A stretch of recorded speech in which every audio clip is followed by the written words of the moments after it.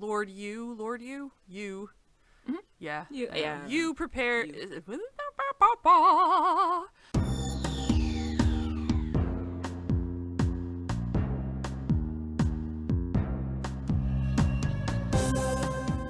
Welcome to Stargatezing, a Stargate-gazing podcast. I'm your host, Kathy. And I'm your other host, Mary. And each week we discuss an episode of Stargate, beginning with Stargate SG-1. Hello. How are you? I'm doing okay. How are you? I am good. I heard the cracking of a can. You did. It's a CBD Nice. seltzer. The experimental recipe that I've been helping to work on. Very neat. I like it. It's tasty. Did you try any yesterday when you were here? I tried Can't remember. Collins, and it was Gotcha, very okay. tasty. Yes. Thank you. Yeah. Yay. Yeah. Are you drinking anything fun today? Coffee and water, because I woke up like an hour ago. Nice. It was a late night. And then I don't know. I have this thing where I get home from anywhere and I need to like do this unwind period. And I do so too. Yeah, I went to bed at absolutely. like 2 or something like that, and then got up and gave the cats food and shot Pepper full of insulin, and then went back to bed. Nice. I probably would have slept in even later if Coconut wasn't being very insistent that I pet her, She's despite the fact that I was trying to yeah. sleep. Well, She's like, no, your time your for priorities were off, and she was setting you I know. right. She was, yeah. It's true. Very true. I already had a lot of coffee today, Nice. but I'll probably need more coffee But soon. he did come purr in my face this morning while I was sleeping. It was very course. cute. He is a cute Yes. boy. Cone and all. Yeah. Poor kitty. Yeah. Yeah. I'd ask how you've been, but I saw you I like 10 hours know. ago. Not even. Yeah. I guess it's like 12 hours ago now. So, yeah. Doing so, okay. yeah. Happy Saturday. Thanks. It's my do nothing day, but I realize I have to go get a prescription from Walgreens, which means that I'm like, well, if I'm going to go out, I might as well go to Petco. And Yeah. then if I'm there, I should just go to Stop and Shop and get groceries too, even though it's going to be a nightmare because it's Thanksgiving week that we're recording Yeah. this. So That is Stop and terrible. Shop's going to be a nightmare from now until Thursday. Yes. Coffee. Yeah, I wish I had more coffee. We got an espresso maker that I think I might have to try to figure out how that's to use fun. today.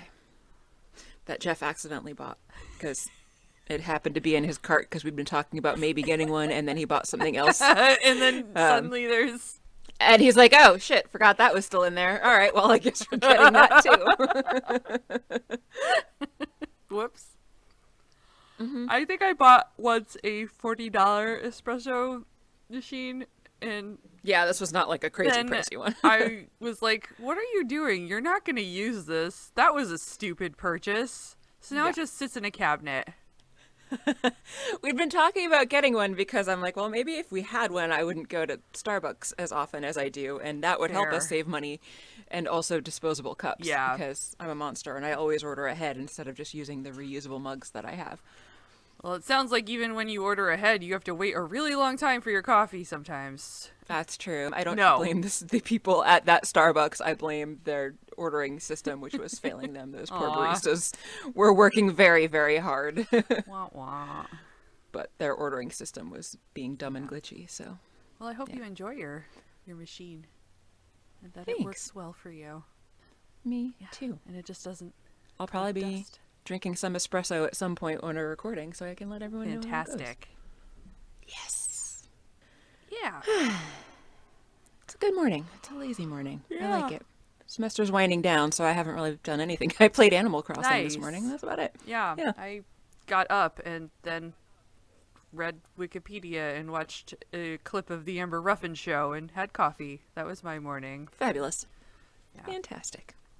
So to continue with our mornings, or technically afternoon now, what are we talking about today? Today we are talking about Stargate SG-1 Season 3, Episode, 3, Fair Game.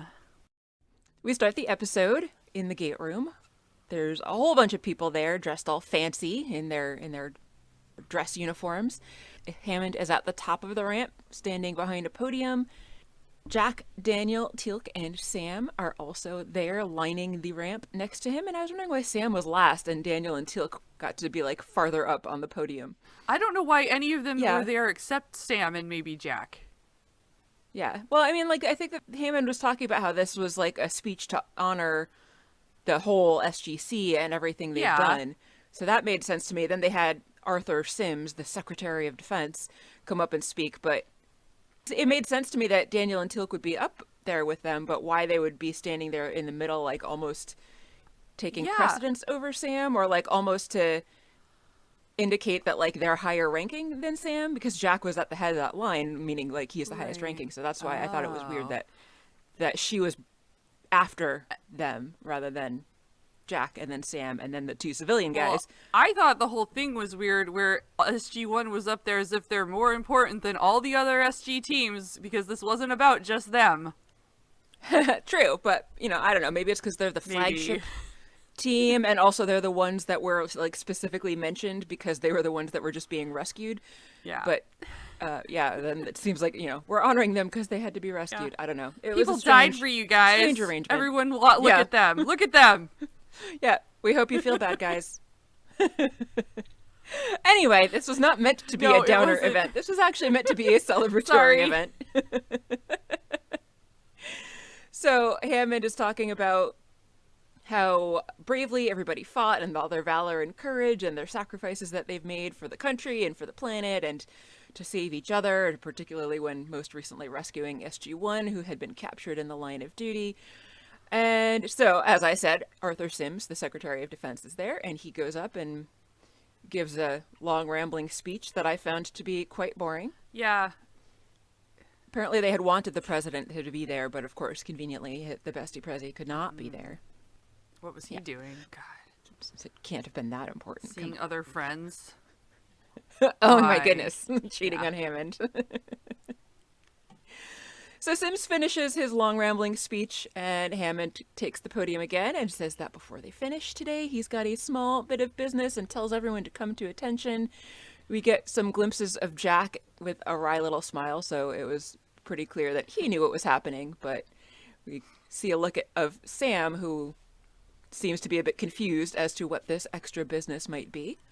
But Hammond reads from a piece of paper that from the Vice Chief of Staff of the Air Force in recognition of Captain Samantha Carter's outstanding work, he is promoting her to the rank of Major from Captain. He tells her to step forward. She's, of course, surprised and thrilled.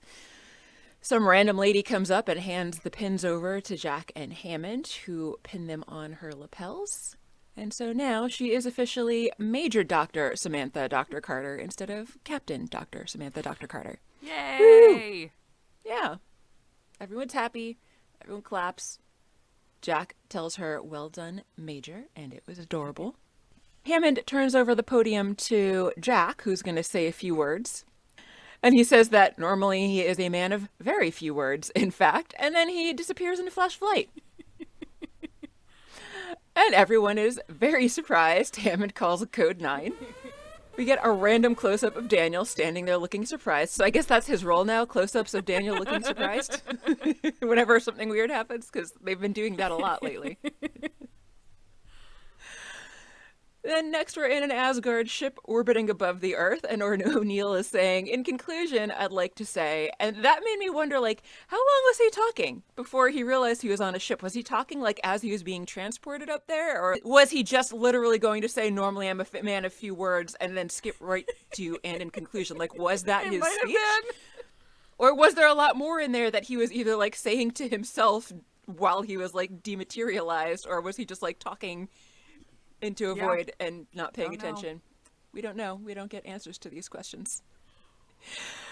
Anyway, we are seeing an outside view of the ship when he is saying, "In conclusion, I'd like to say," and then suddenly we are inside the ship and we see him staring out the window. He has stopped talking.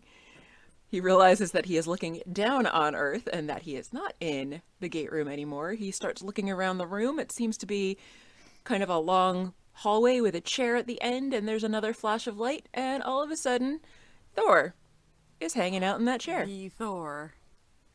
The Thor. He greets Jack, and Jack's like, "Have we met?"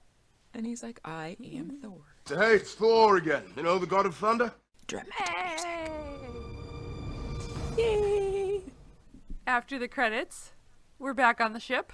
Thor apologizes to Jack for the surprise, beaming away. Yeah. But it's very important what he needs to talk to him about. Jack's still working his way through what just happened. Yes. He's like, we're orbiting Earth. And you know that we have these things that can see spaceships, right? And Thor's like, we've been here a lot, and they've never seen us before, so we're good. And Jack's like, oh, okay. Yeah. That's very funny to me. Thor is there to deliver a warning of sorts that the System Lords are very concerned about Earth again now that they've gone and killed Hathor. And Jack's like, they should be thanking us because she was plotting against them. And Thor's like, it doesn't matter because you're showing everyone you're still a threat. And they need to take you out. Jack's like, that could be a problem. The Asgard agree with that. And they want to help. And Jack's like, cool. I'm so excited for all your weapons and ships. And Thor's like, actually, no, though. We don't have that sort of help to offer you. Because they're busy elsewhere in their own world, universe, galaxy? I don't know. Yeah. Galaxy. They are the same. Yes. They are offering, though, to help with negotiations between Earth and the Goa'uld System Lords so that Earth can be included in the Asgard's Treaty of Protected Planets, thus saving Earth. And Jack's like, great, good, Cool. Yeah. Thanks. Yeah. Jack's like, we'd rather have a fleet, but we could try this. So Thor's gonna make the arrangements, and he beams out, leaves Jack standing there like, how do I get back? And then he's beamed out of there too. Yeah. Yep. Yeah. Back on Earth, in the briefing room, Hammond wants to know why the Goa'uld would agree to this negotiation, so apparently Jack's told them the whole thing that happened. Teal'c says that the Goa'uld fear the Asgard, so they're probably going to be willing to do a little bit of negotiating, and Daniel says that he is assuming that the Goa'uld would offer something in return, because that's generally how negotiations work. Thank you, Daniel, for mansplaining to the general who runs the SGC how negotiating works, because I'm sure he had no idea, having made it as far in his career as he had, even though he himself has done negotiations on many occasions in the past that we have seen. Yeah. But whatever. Thanks, Daniel. Yeah. Turns out that if this summit fails, Thor said that it's pretty much the only option, so it can't fail because the alternative would be annihilating Earth. So that's bad. Hammond says the president wants to know how confident they are that the Asgard can be trusted. Carter points out that the Tok'ra trust them, and Earth trusts the Tok'ra. And Daniel reminds them that they helped Jack out when he had that debacle with the Ancients' language being downloaded into his brain. Yes. Jack reiterated that he was grateful for their help in that particular instance. But Hammond points out that they don't really know a whole lot about the politics that are out there, so how do they really know that the Asgard actually have Earth's best interest in heart? But they don't really have any other options. So as Jack is about to say something, he gets cut off anyway because Thor suddenly makes an appearance right there in the briefing room with them. Hello. Teal'c and Hammond look very alarmed. Daniel, not so much, and we don't see Sam's reaction. Hammond asks Jack if he needs to call security, but Jack's like, nah, it's fine. I'll vouch for him, as will Major Carter and Dr. Daniel Jackson. You remember Thor, right? We know each other. He's a friend from work. And so he introduces Thor to Teal'c and Hammond, who he apparently hasn't met yet. Thor tells them that the System Lords have agreed to negotiate, so that's great. And they're going to arrive on Earth in 4 days. That's less great. Yeah. Everyone is surprised that the System Lords are going to be coming to Earth, but Thor tells them that it's customary for these kinds of negotiations to happen on the planet that is being discussed. And apparently, another surprise is that Jack himself will be representing the entire planet. Also a thing that was decided by Thor and others.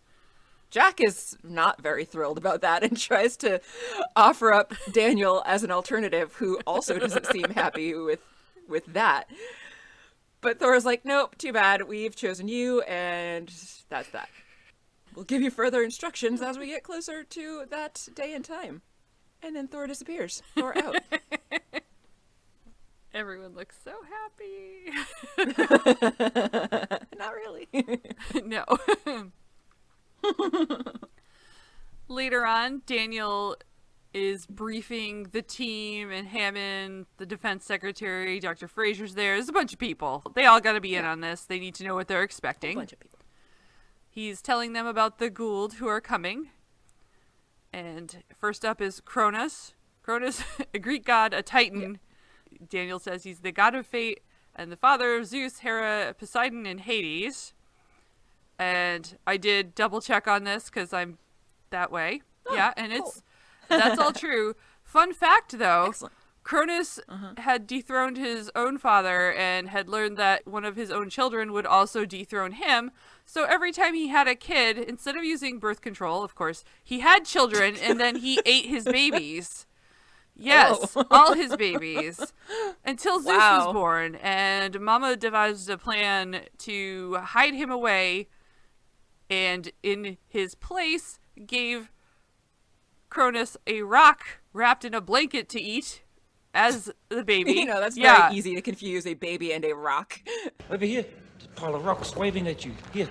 Yeah, I'm actually a thing. I'm a being. He must be swallowing them all whole, is all I can think. Because, you know, like my cats when they're eating treats, they just suck it down and don't notice when there's pills inside. Same with the dogs. When Zeus was old enough, he made his father vomit up his siblings. Yay! And also he dethroned his father. So that's fun. Greek mythology is fascinating and also frequently yes. Yes, like the fact that Zeus and Hera are siblings but also were a thing. Yeah. Right, I was going to say, aren't they married? I didn't actually realize they were siblings too. Yes, she is one of the children who was gobbled up by Cronus. Yeah, awesome. Good times. But so Daniel continues that Hades being one of his children might be some sort of connection to Sokar. Because, you know, Sokar is... Right. Yeah. Anyway. Yes. We just met him. Teal'c adds that Kronos the Goa'uld is one of the most influential system lords, and he's the one who originally banished Sokar and was a mortal enemy of Apophis. At this point, I was wondering why Teal'c wasn't the one leading this debriefing, because wouldn't that make more sense? Daniel only knows about these people from the limited perspective of Earth hundreds or thousands of years ago, whereas Teal'c knows about these people from, like, now.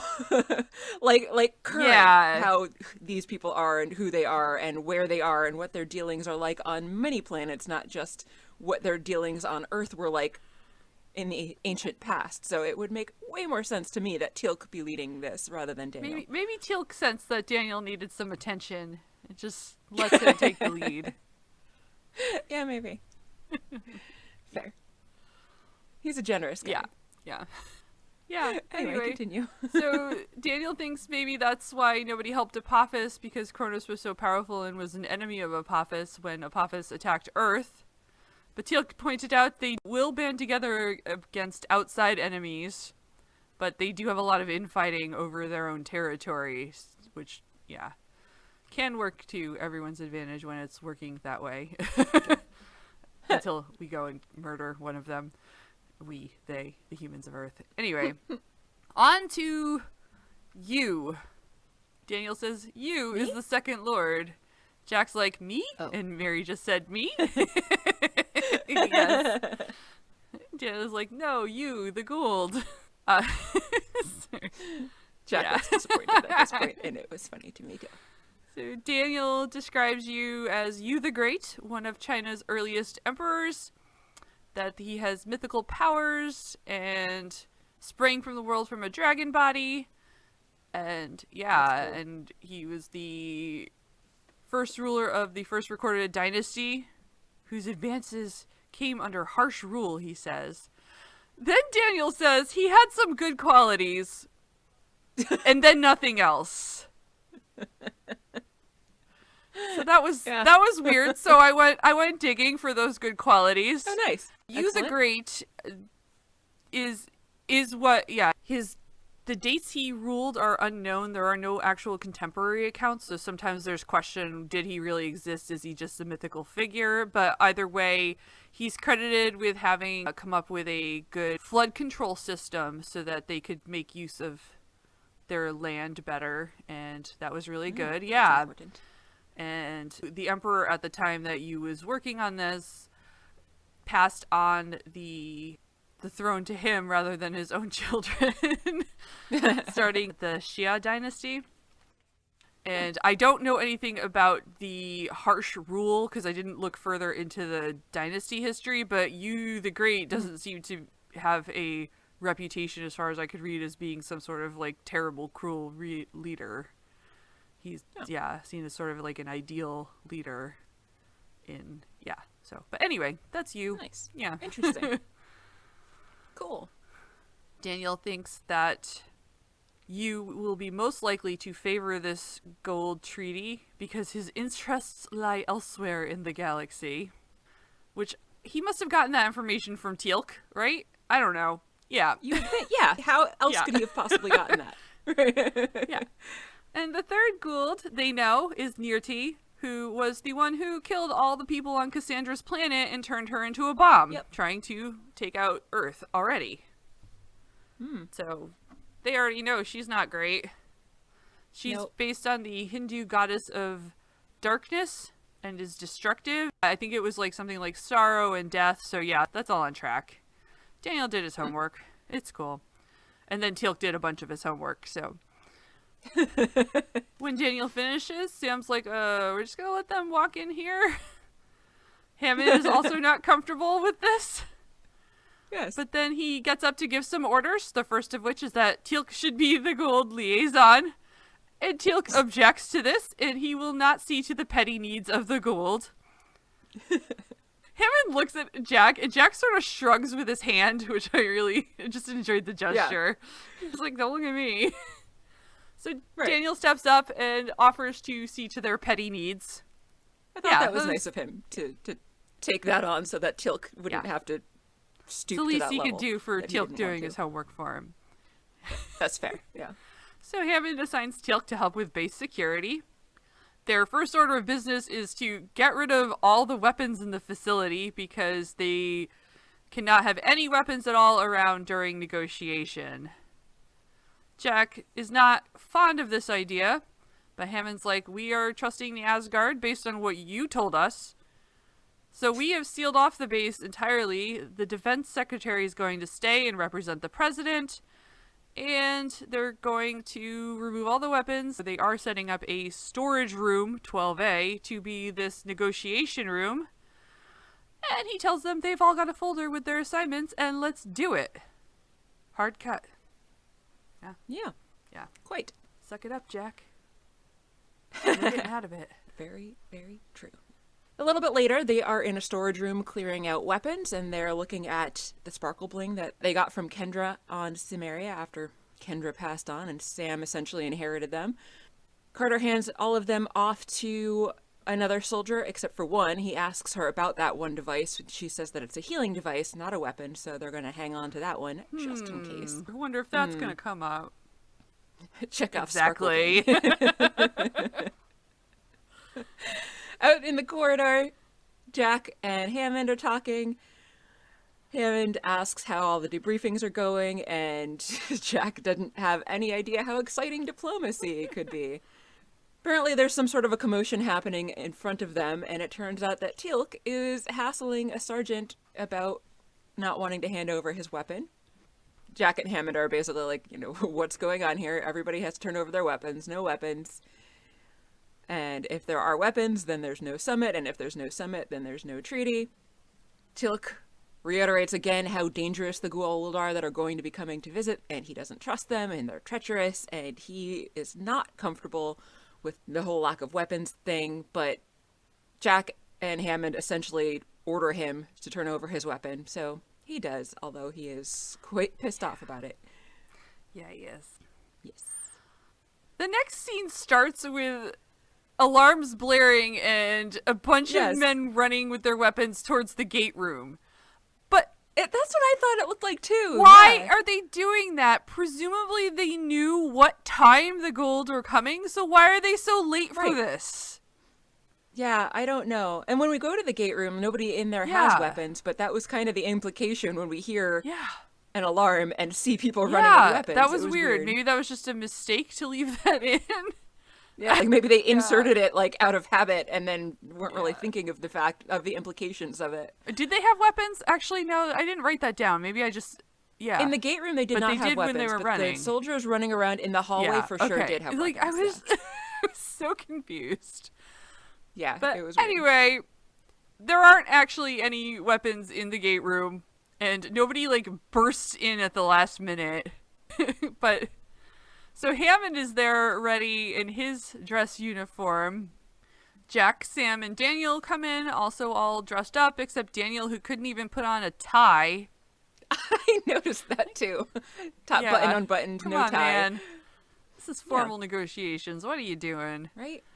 Anyway, the gate opens, and then a moment passes, and someone then steps through. It's Vigo the Carpathian. Thank you. Yes, that is exactly who it is. And then a woman comes through with a veil and dress. I don't know. Yeah. And then Lord Yu in some, I don't know, Chinese-ish looking outfit. And he's only wearing one outfit. Yeah. So they all come through. That's there. Yeah. Yeah. Next, we see Daniel is leading Cronus into the VIP room, he says, while he Dan-splains what VIP means. Cronus looks around the room, which has a bunch of torches burning, and there's some fruit and, sitting around for them to eat. That seemed like a huge fire hazard to me, to have these torches burning and curtains hanging, like gauzy curtains on all of the walls, and they're like 28 stories down. Yeah, I don't know. But anyway, so they've... Seemed ill-advised. But they've tried to make Cronus at home, I guess. But Cronus insults the accommodations. Then they hear a hagfish voice shouting, "We will not stand for this! We will not stand for this! Cookies!" Cronus and Daniel rush out of the room to find Teal'c with Nirti and Yu. Teal'c looks very cranky. Cronus calls him a Shulva. Teal'c says something also. It's very tense. Daniel steps in between them to talk to Teal'c. Nirti lets them know the problem is that there are surveillance devices inside their quarters, and Daniel tells them they're there for your protection. Teal'c says he tried to explain this, but they consider this spying. So Daniel is going to ask about removing the cameras from the room, but he's like, can we leave them in the halls though? Because that's for everybody's benefit. And they all nod in agreement. Cronus then tells Teal'c he better not show his face again, and then they all break. Good times. Yeah. Teal'c and Daniel walk down the stairs into the briefing room. They're talking about how when Teal'c was first Prime of Apophis, he did battle with the Jaffa of Cronus on multiple occasions. And Daniel asks why this particular case seems to be more personal to Teal'c than the other Jaffa of other Goa'uld lords that he's dealt with. And then we learn that Teal'c's father was actually the first Prime of Cronus way back in the day. Teal'c was only a kid back then.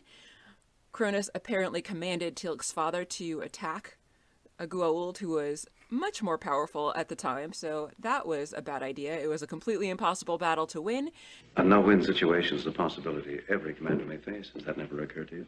And so, of course, Teal'c's father ended up dying, and as punishment for his father's failure, his mother and he were exiled, and so they fled to Chulak, which I guess answers my question from a few episodes ago of whether or not there are multiple Jaffa world that different Goa'uld get their Jaffa Seems from. like, so, yeah. Yes. Yeah. Yeah. I thought that was interesting. So Teal'c at that point vowed that he was going to become the strongest Jaffa that he could, so that one day he could become the first prime of Apophis, because Apophis was the sworn enemy of Cronus. Look at Teal'c with those career goals. Good for him. Right? He totally, And he yeah, had all of those, yeah, and then regretted it, but he Yeah. was driven. You got to admire that. absolutely. Hammond comes in and asks how everything's doing, if everyone is settled. They tell him about the security camera issues, and Hammond's like, well, I assume you told them no, they can't be removed, but Daniel tells Hammond about the compromise he made.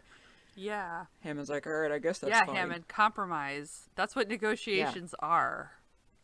Yeah. So, So Hammond leaves. yeah. That seemed like a pretty Yeah. pointless scene. Daniel asks Teal'c if he's going to be okay, and Teal'c says he'll be fine.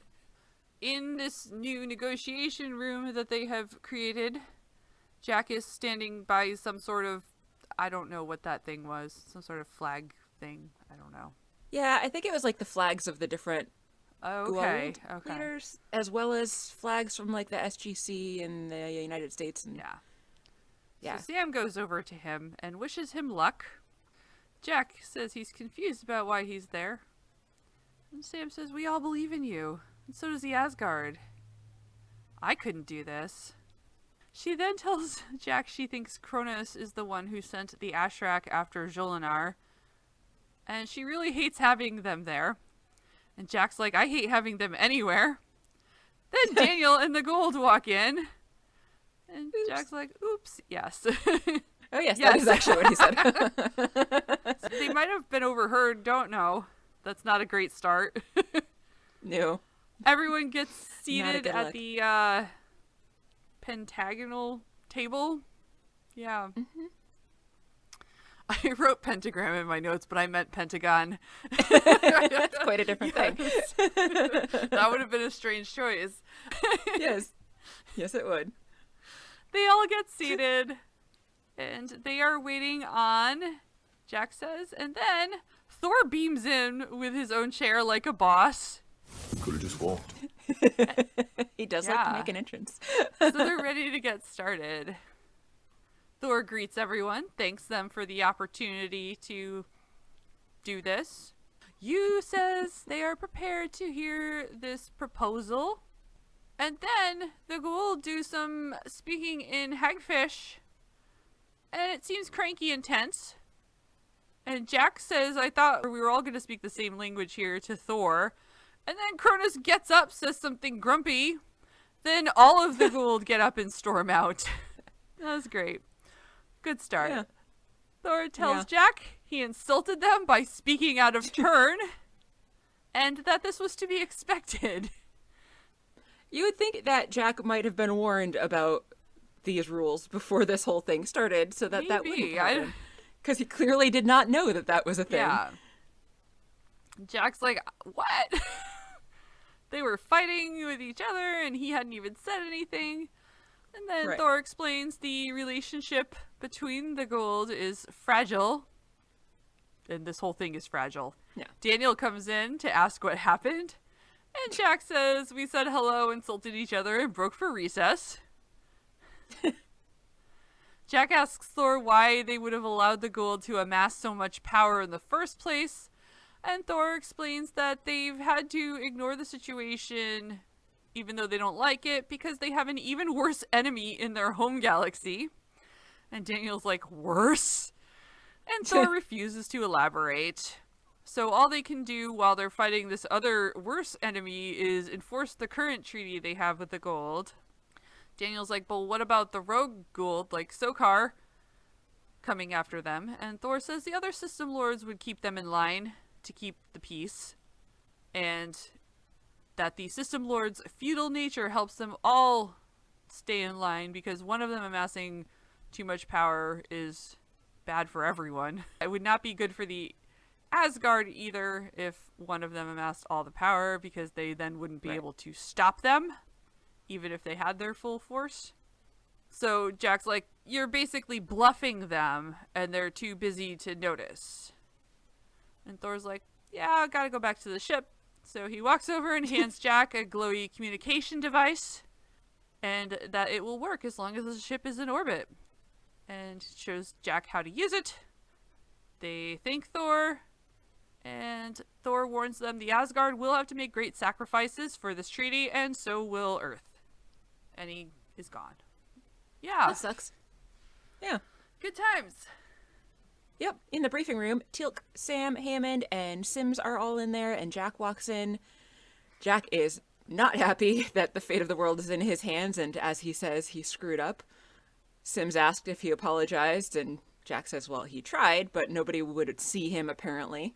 So Daniel typed up a formal letter because, you need to write a letter to all of these people, even though they're in the same facility. Jack signed it. Daniel can really grovel when he has to. And it seems, though, that he was able to kind of smooth things over with these formal letters that he wrote. Jack says that Thor made it pretty clear that they're going to have to give up something big, so Carter guesses that will probably be hosts. And Jack says that will be unacceptable if that is what they want. But Teal'c points out that they don't really have any alternative, because the alternative, again, is just annihilation, which would be even worse than having to give up some hosts. Daniel comes in the room at this point and says that the Goa'uld are all ready to resume negotiations. So they go back to the fancy conference room with the not pentagram table. It is a pentagon table. You accept the apology of the human representative, and Thor is there and says that in return for Earth's inclusion in the Protected Planets Treaty, they would allow the Goa'uld the passage of Nylor MacGuffin negotiation things. No. We never really actually learn what they're talking about here. So they're just kind of working things through, basically. And we learn at this point that apparently there's already a treaty in place of some sort that says that the threat shall rest solely in the hands of the Goa'uld system lords if it is ever determined that humans on a planet have been allowed to advance to the technological point where they have become a threat. And Jack's like, what? You would think that this is another thing that maybe he should have been made aware of. Yeah. So he asks Thor a question, and he is recognized by Thor so that he is allowed to speak. And he says, are you saying that our development is limited by the system lords? You nods, and Cronus says that the treaty recognizes that the human species exists for the purpose of serving the Goa'uld as hosts and slaves. And that is apparently all that humans are intended to do. Jack is in a bit of disbelief at learning this news. Yeah. Thor asks if the system lords accept the Asgard proposal of MacGuffin negotiation that they were just talking about. Nirdi and Cronus nod their assent, so Yu says that the system lords accept the proposal, but they do demand one additional concession, and that is that the gate be forfeited, not just the one here in the actual SGC, but also the spare gate that they're hanging on to. They know everything. They apparently do. I bet it happens. Yeah. I bet they agree to it. End of series. Yep. Yeah. End of series, end of podcast, end of negotiations. Later in the conference room, Jack has brought everyone up to speed on the negotiations, and they debate giving up the Stargate. Well, they don't want to, but what's the alternative? Right. Yeah. It would seem to me to make sense if the alternative was let the planet be destroyed. Yeah. Maybe give up the Stargate. Yeah. The Secretary of Defense says he recognizes the Stargate as the most important thing on Earth, and losing it would be horrible. Yeah. It seems debatable to me. But Jack says that, Jack's the one who told them to trust the Asgard, and they have to consider this peaceful solution to their problem. Sam's like, it's not as simple as all that. And Teal'c says there are other threats that this treaty will not protect them from. And Jack brings up the worst enemy that Thor mentioned. Sims says, can you give me any reason to absolutely not accept this proposal? If so, I will forward your concern to President Bestie, who will give it very serious weight. I don't think anybody had anything to tell him, so they just look unhappy. Yeah. Yep, pretty much. Next, we get an external shot of Thor's ship, and I liked that you could see a little beam of light heading towards it, Yeah. which was Jack. Inside the ship, Thor asks Jack if the people of Earth have reached their decision, and Jack's like, well, no, because I was wondering if you could tell us what to do. Thor points out that it has to be your decision. I don't know if he meant Jack specifically or the people of Earth or both, but Yeah. Jack says, I see. Or do I? He asks if Thor's people ever say one thing and mean another, kind of speak between the lines, if you know what I mean. Thor says, I do not. And Jack asks, do not what? Speak between the lines or understand? Thor seems to be having enough of Jack at this point and asks what you, O'Neill, think your people should do. And Jack says that he doesn't know. It's a bit much for one guy to make a call for the entire planet, which is pretty ridiculous that at this point, shouldn't they have, like, way higher ups and other national governments involved rather than just Jack? But, you know, there's no mention of any of that. No. Jack says that it seems pretty obvious that they should be giving the Stargate up or be destroyed, so, you know, should be an obvious decision. Thor says, yes, it would seem to be so. But Jack is concerned that the Goa'uld would call Thor's bluff and then attack Earth anyway, even after making that concession, and then they'd be completely screwed because they'd have given up their only means of finding any way to defend themselves or flee the planet for that matter. Thor says, yeah, possible. Jack is getting really frustrated at this point and is like, come on, just give me something. I won't hold you to it. A head nod.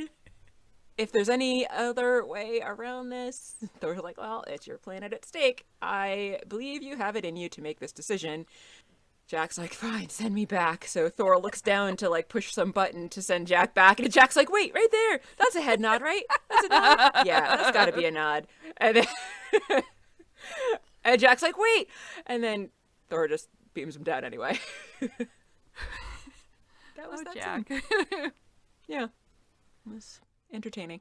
Back in the SGC, we're in Hammond's office. Defense Secretary Sims gets off the red phone and says the president has accepted the terms of the treaty. Jack then sends Daniel to go get the hagfish. And while Daniel's walking along to do that, an alarm blares and a medical team is called to level 25. Daniel starts running. He arrives and goes into Cronus's room, and Cronus and Teal'c are both on the ground with bloody wounds and unconscious. that Yeah, sucks. not great. In the infirmary, Fraser says that she's got Teal'c's vitals stabilized, but he took a pretty big blow to the head, so there's some swelling. And his Goa'uld is assisting in the healing process, so hopefully there won't be any permanent brain damage, but they're not really going to know until he wakes up. Hammond asks how long that would be. And of course, Fraser's like, I don't know. It depends on how long it takes him to heal.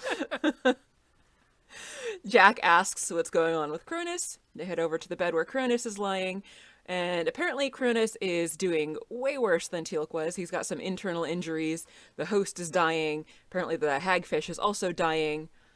And they're doing everything that they can, but they don't think he's going to make it. They're pretty sure that Cronus is going to die, and could be hours, could be minutes. You'd think that they would have a sarcophagus to send him to, but that's never brought up. Do they so- have one? Oh, I meant the oh, system right. lords. Okay, sorry. Yeah. Yeah, no, we like the Earth people don't, but you would think that they may, like, you know, maybe let the system lords take him back to some place where there is a Fair, sarcophagus. yeah. But that's not mentioned. Sam rushes in and says that she's got a security videotape that everyone is going to want to see. And then we see the video. Teal'c is on the video going inside Cronus's room. Daniel says Nirti and you are demanding an explanation. Jack wonders if they should tell them the truth, and Sam's like, well, we know Teal'c was involved, but we're not saying he's responsible. And Daniel says he would not sacrifice in the interests of Earth over his personal vendetta. And Jack's like, what? Vendetta. That's a pretty name. Is it French? My name's Charlotte. I don't care. Daniel tells them that Cronus killed Teal'c's dad, which they're a little bit like, They're a little pissed to be learning more secrets about Teal'c's past. So Jack's like, why doesn't Teal'c tell us these things? And why didn't you tell us, Daniel? And Daniel's like, well, he confided in me. They're still trying to figure out what to do. Frasier says they can't lie. It might make it worse. But, maybe there's something they can do to help. So Sam is ordered to find out what actually happened. I would think that maybe that thing that they could do to help would be put him in a sarcophagus. Maybe. Maybe.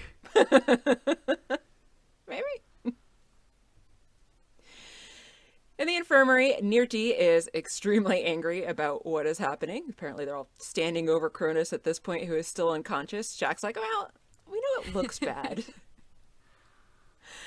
Hammond reminds everybody that they don't really actually know what happened. Yu says that whoever is responsible for it has to be brought before them. They're going to pay for what's happened here.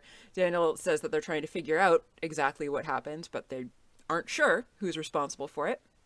Nirti threatens everybody on the planet at this point and says that the entire planet's going to pay for what happened here. And Jack's like, well, let's just hang on a second before we go dooming everybody. Daniel says that they brought them there to see if there's anything that these other two hagfish Goa'uld can do to help Cronus. Frasier says that he's dying, and Yu says that they can't do anything with the primitive facilities that they have access to. Daniel brings out Chekhov's sparkle bling at this point and says, well, can you use this thing here? And he hands it to Nirti. She gives it a little wave over Cronus. But Nirti says it doesn't seem to do anything for him because his injuries are way too severe. But now they finally mention a sarcophagus, finally. And Jack's like, well, we don't have one of those. So Yu says that they should prepare to leave immediately then so that they can bring him to a sarcophagus. Jack makes his way back to Thor's ship. Thor advises him to let them take Cronus. And Jack's like, they'll attack us, though. And Thor says, if you keep them here, they're still going to attack you. Right. Because you're then kidnapping their people. Yeah. Right. Thor also tells Jack he's been instructed to leave orbit. That's bad timing. Yeah. Jack's not happy, with this total annihilation about to happen. Thor says they sympathize with the situation, but they can't interfere without beginning a larger war that they can't win right now. So that sucks. Yeah. Yeah. Quite. Yep. Back down in the conference room, Nirti and Yu are demanding to be released. Otherwise, the death of Cronus will be on the heads of the SGC and Earth. But Hammond is insistent that, nope, they're not going to let anybody go anywhere. Nirti says that if they don't report back to where they came from, that their planet is going to suffer the full force of the System Lord's wrath. And Hammond's like, well, regardless, still not letting you go. So that's rational. Yep. Yeah. Yu says that they have violated every code mandated for these negotiations and that the Asgard aren't going to protect them. And Jack's like, well, you're actually wrong about something, because there's one rule we haven't broken yet. And then a whole bunch of people armed with guns rush into the room. And I don't know how that seemed like a good idea to anyone, but that's what happened. It's their go-to. Just get a bunch of people with guns running through the hallways.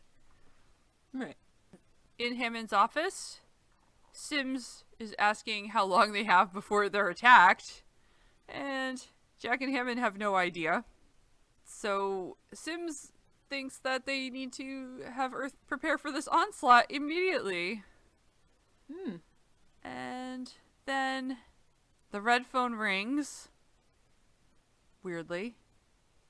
Because it's not the president unless somebody called the president to tell Hammond that Teal'c is awake. But Teal'c's awake, so they're going to go to the infirmary. Woo! Was it the red phone? I didn't even notice that it was the red phone. He picked up for that. That is really weird. But yeah. That is quite strange. In the infirmary, Teal'c is trying to explain everything that happened. We see that he's still pretty beaten up, so his hagfish may be helping him, but hasn't caught up yet. Teal'c says that Cronus requested his presence and that he was supposed to go alone.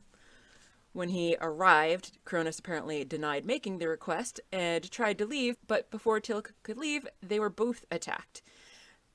Sam asks by who, but apparently it was an invisible force, and Teal'c says that they couldn't see who it was. Daniel asks, so you mean like the Ritu? And they try to figure out if it was possible that maybe a Ritu could have come through the gate with one of the Goa'ulds. Sam says that maybe they should break out the transphase eradication rods that were left with them and do a sweep of the base. But Teal'c is pretty insistent that he did not sense the presence of a Ritu in the room, so it could not have been a Ritu. Jack says he almost wishes that he had. That would have made things a bit simpler.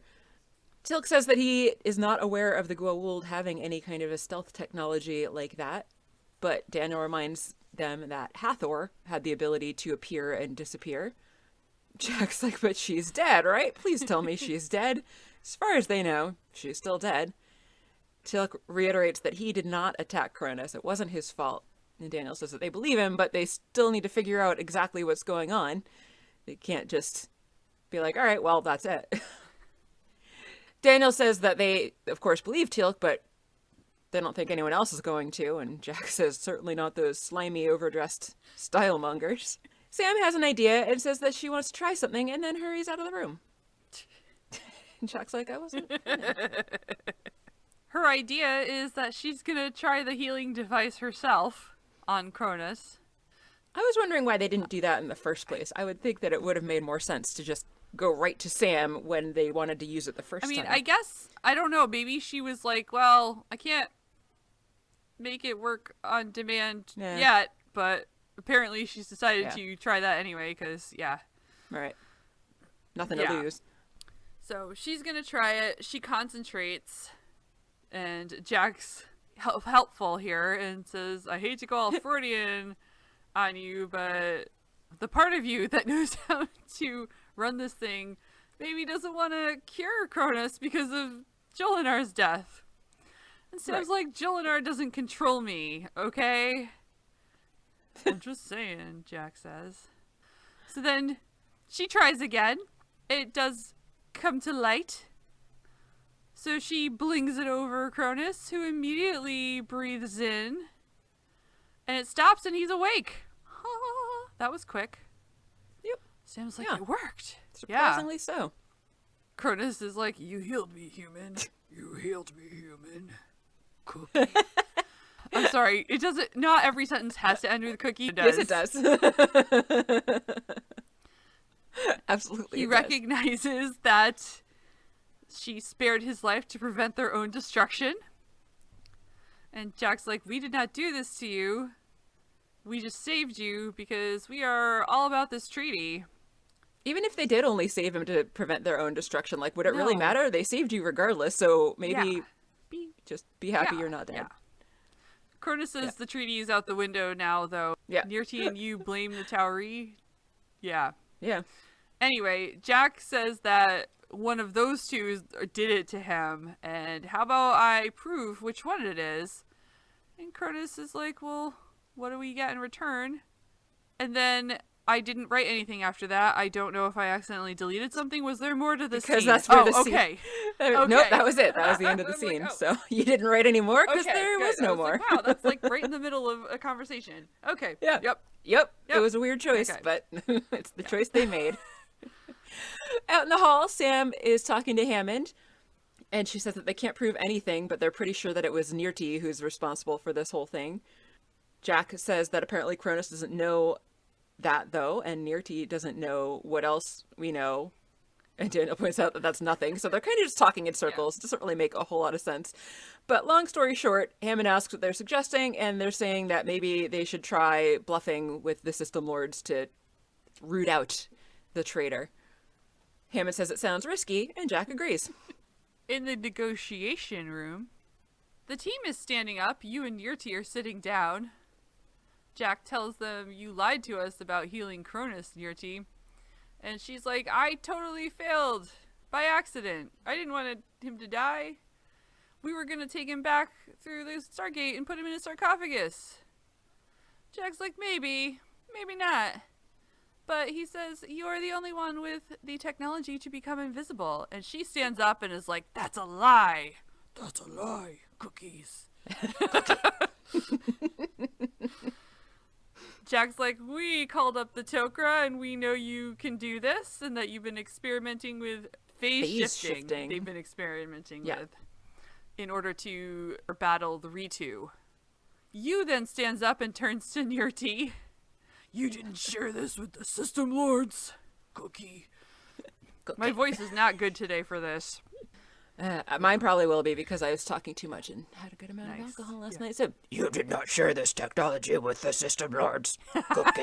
Perfect. Nirti insists they are lying, but Yu is full into accusing her that she's attacked Cronus and defiled this meeting with the Asgard. She continues to deny it, but Yu then says that she opposed this treaty and wanted Cronus's territory. Then he leans in to choke her, but she goes invisible, picks up a gun, and everybody ducks and she flees. They chase her and corner her. They've gotten the Ritu guns out so they can see her and make her surrender her weapon. in the meeting room, Yu is playing with the sleeve of his robe for I think there was reasons. a bullet hole in it. I think she took a shot at him. I think I forgot to mention that. I missed that, and I was like, why are they just focusing on him playing with his robe? That's weird. Sam and a few guards come in with Nirti as well. And Jack says to you that Cronus said that he would support the treaty and that they won't have to give up the Stargate, I guess kind of as an acknowledgement for them helping to figure out that Nirti was being a traitor to everybody. So Yu nods. Then, down in the gate room, the Stargate activates. Everybody is gathered around. Cronus and Yu are holding on to Nirti as their prisoner. Head up the ramp to the gate. Jack and Daniel are standing at the bottom of the ramp. Cronus turns around to everybody and says that they're not going to attack Earth, but if they continue to use the Stargate, they better be warned that anyone caught by a system lord will be shown no mercy and will suffer greatly. So that sucks. And apparently nobody cares because Jack's just being like, well, that'll make life more interesting, I guess. So the system lords leave. Daniel says, well, she's gonna get it. Jack says, my heart bleeds. And we get an external shot The sun's getting real low. of the Asgard ship leaving orbit. End of episode. Yeah, That's it. that is it. Yeah. Yeah. Yep. Yeah. Yeah. Yes. Kathy, did you like the episode? I think I did. Yes, I did. Yeah. I think I Okay. enjoyed sort of the expanded sort of information about the Goa'uld and even the Jaffa society, and they're like sort of in this larger, galactic world they live in with, the Asgard are, negotiating with them, but they're not, primarily concerned with the Goa'uld. They just kind of keep them at bay a little bit. And I don't know, I enjoyed all of that, and I think I liked okay. The one thing I didn't like, so I liked all the negotiation stuff, because I just think that's interesting to people have to balance these terrible decisions, but the weight of that gets taken away because Cronus gets attacked. So I feel like it could be more interesting if they actually had to make the choice to give up the Stargate or not, instead of just having that choice taken away from them. But the debate around that and then was really interesting, and I liked it. And I don't know, I liked the episode, except for that I think I sort of would have liked to see a world in which they had to make that decision and what would have come of that. Yeah. Yeah. That makes sense. I guess I don't have a lot to say about it. What about you? Fair. I didn't dislike it, but I kind of felt the same way about this episode that I did about the last episode. It seemed like there were a lot of things that they could have expanded upon more that would have been interesting. And I remember I was checking the time at one point because I was like, I don't know how they're going to wrap this up. So this is going to be a two-parter, I guess. And I checked the time and there's only 5 minutes left. And then the episode suddenly just resolves and ends. And I was like, oh, that was super anticlimactic. So kind of along the lines of what you said, it would have been nice if they had like maybe taken it in a bit of a different direction, but I just felt like they really should have expanded upon it more. And as you said, like maybe take it in that different direction or make this a two-parter or something. But I felt it was enjoyable for the most part, but then I was just disappointed that things wrapped up so quickly and that was it. It felt like an unsatisfying ending to me. Yeah. So overall, I guess I would say I liked the episode itself for the most part, but I didn't like the anticlimactic ending. Yeah. Yeah. Anyway, yeah. So So what are we watching next? next we will be watching Stargate SG-1 Season 3, Episode 4, Legacy. From one of the last descriptions we will get from the Netflix before Netflix Stupid terribly Netflix. takes it away. I'm sure it's not their choice, or it is. I don't know. But anyway, it's leaving Netflix at the end of November 2021, which is when we're recording this. Yep. So it'll probably already be gone by the time that this episode comes out, which is frustrating. But anyway, so Netflix says this episode, Legacy, is the SG-1 team discovers a room containing a Goa'uld corpses. After Jackson touches a tablet, he begins to hear voices and see nightmarish visions. I don't remember this at all, so let's look at the booklet. I think I remember this episode, and if it's the one I'm thinking of, I really hate Yay! Alright. I'm trying to read, but also be in the microphone. Okay, there we go. The booklet says, a mysterious tablet discovered on a distant planet infects anyone who touches it with a hallucinogen. The remarkable stone infects Teal'c, and before long, the entire team except Hammond. Can Hammond stop it and save SG-1 alone? Oh, so it's... Oh, this isn't at all the episode that I thought it was then. That's a very different description. It is I a feel very... like. Or was I just not paying enough attention to the first one? Well, do you want me to read that one again? Oh, okay. No, that's good. I'll hear it again when I go back and edit. I don't know, like, this is not ringing any bells, although it's nice to see somebody besides O'Neill featured in the booklet. Right. I'm surprised that they don't just ask, can Hammond save Jack in time? Given their love of Jack. But no, apparently they are concerned about saving all of SG-1 and everybody. Yeah. Yeah, right. Sounds interesting.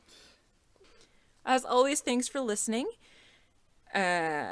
Completely forgot. That's all the enough. things that I was going to say. Thanks for listening. Have a nice day. Yeah, that's it. The end. Yep.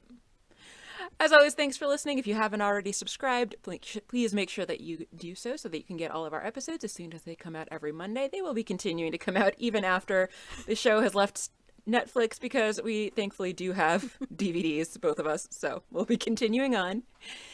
You can also find our shows on YouTube if you prefer that platform. Likes and 5-star ratings are very much appreciated, as is word of mouth to help other people find the podcast. If you'd like to get in touch with us, you can find us on Twitter and Instagram. We're at Stargatezing at both of those places. You can also check out our website, which is stargatezing.space, and get in touch with us there. And if you're feeling generous, you can check us out on patreon.com/stargatezing, where you can become a patron and get access to special bonus episodes, as well as some behind-the-scenes information. And we're going to be doing a few other cool things moving forward over there as well. I'm Mary. I'm Kathy. And you've been listening to Stargatezing, The End. The end. Cookie. Cookie. Cookie.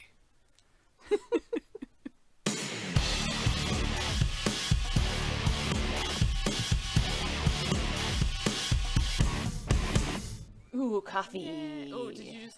I like your Oh, name. yeah, okay. I only just noticed your nickname. That wasn't me. I thought you were getting delivered coffee. Sadly, but